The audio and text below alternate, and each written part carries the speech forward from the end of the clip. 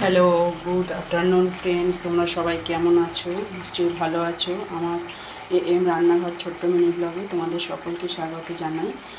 আর 1433 সালের নববর্ষের তোমাদের অনেক অনেক শুভেচ্ছা জানাই। তোমরা সবাই অনেক ভালো থেকো, সুস্থ থেকো, সাবধানে থেকো।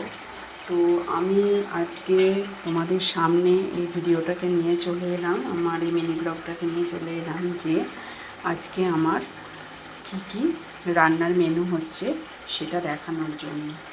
তো চলো দেখো, ওইদিকে আছে দেখো উচ্ছে নুন হলুদ মাখিয়ে রাখা, ওদিকে আছে বাটা মাছটা নুন হলুদ মাখিয়ে রাখা, আর আছে ওখানে আমটাকে কেটে রেখে দিয়েছি। আর দেখো এখানে হচ্ছে বাঙালির সব থেকে প্রিয় কালো জিরে কাঁচা লঙ্কা দিয়ে আলু পোস্ত। আর এখানে আছে দেখো বন্ধুরা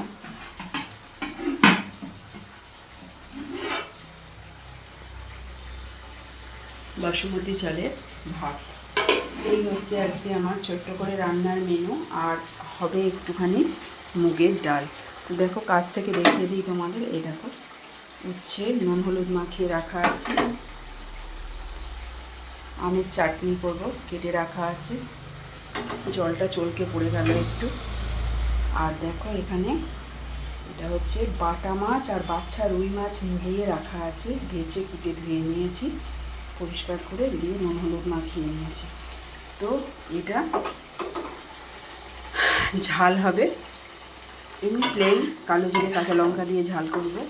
তো এই হচ্ছে আমার আজকে দুপুরবেলা রান্নার মেনু। তোমরা সবাই খুব সুস্থ থেকো, ভালো থেকো, সাবধানে থেকো। আর এই নতুন নতুন গরম পড়ছে, তো সবাই একটু ঠান্ডা ঠান্ডা খাবার খেও, একটু শীতল খাবার খেও। আর কি বলবো বন্ধুরা, তো আজ এইটুকুই। দেখা হচ্ছে আমার অন্য কোনো নেক্সট মিনি ব্লগে। ততক্ষণের জন্য টাটা।